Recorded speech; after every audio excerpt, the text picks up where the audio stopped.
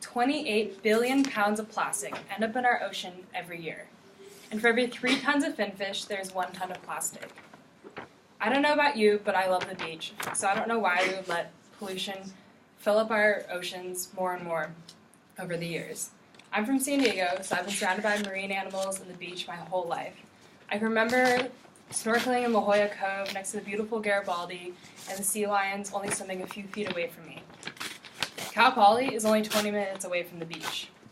The beaches we love to lay on to soak up the sun and the oceans we love to swim in are home to many other creatures and could potentially close if we continue to litter and ignore the consequences of our actions. Considering the proximity of the ocean to our home, we should care about the effects of plastic pollution and the marine life that play an important role in our ecosystem and, of course, make our world so beautiful. It is not a question of either cleanup or prevention, says Boyan Slat from the Ocean Cleanup. It's cleanup and prevention.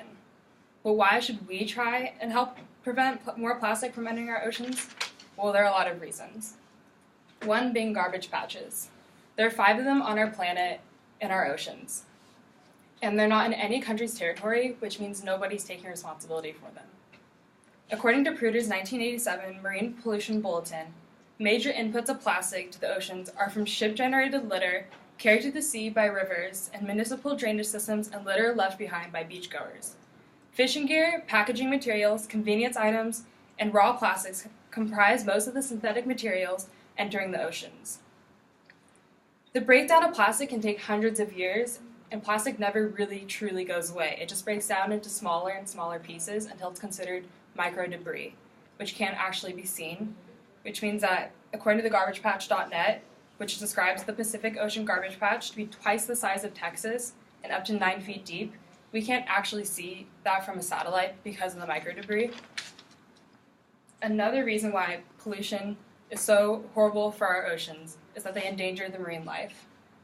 These images come from the Leatherback Trust. I saw this video about 2 weeks ago. It really impacted me and kind of the reason why I wanted to do this speech.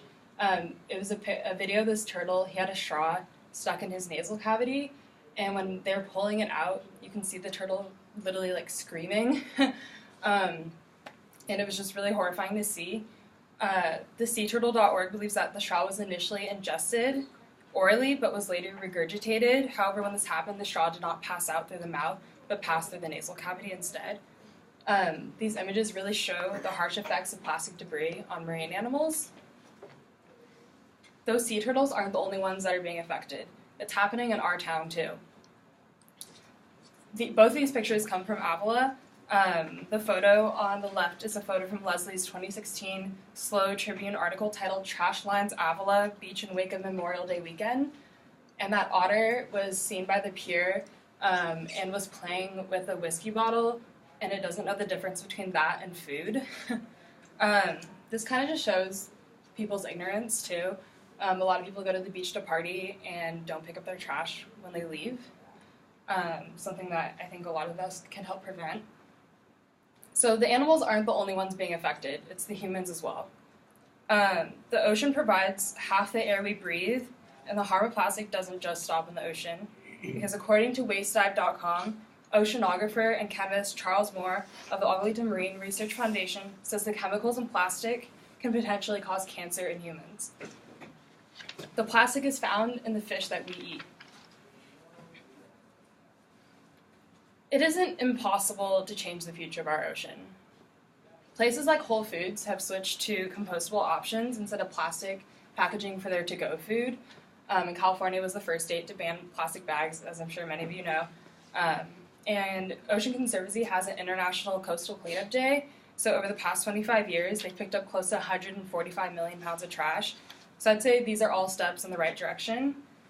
There's also new technology coming out. 21-year-old Boyan Slat is an engineer who came up with the Ocean Cleanup Project. And Kratachul from The Guardian says that Boyan Slat plans for his invention to clean up 42% of the Great Pacific Garbage Patch's pollution in 10 years, which will hopefully start in 2020 if the pilot system is successful in Japan in 2017. But a lot of this isn't possible without donations to projects like these because of the garbage patches not being in any country's territory and no one's taking responsibility for them. But Boyan-Slat also says that prevention is just as important. If everyone doesn't start to understand the impacts pollution has on our ocean, there could be some serious consequences. Conservation.org provides a few facts about why our issue is so important.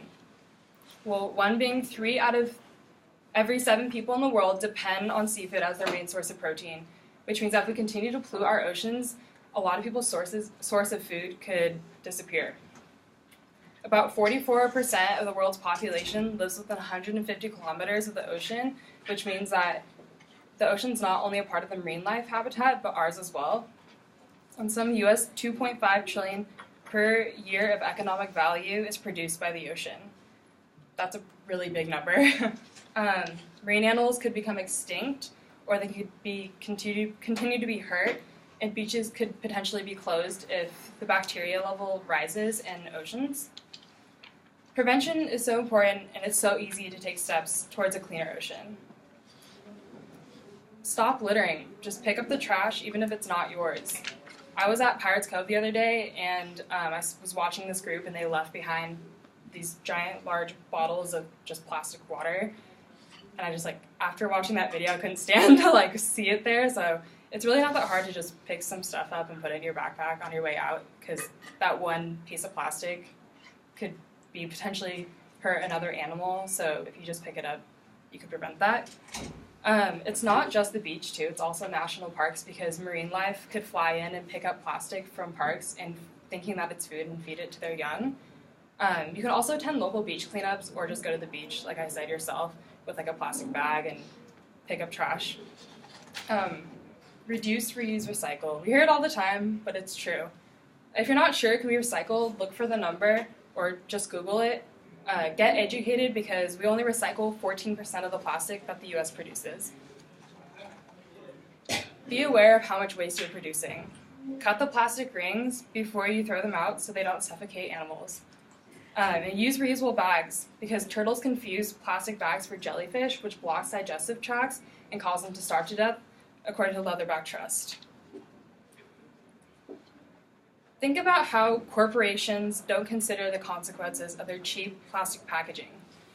Look at the amount of packaging one product really needs, and consider how the luxuries available to you affect the environment around you. And look at the litter around you, pick up one piece so that one piece of waste doesn't end up in an animal's stomach.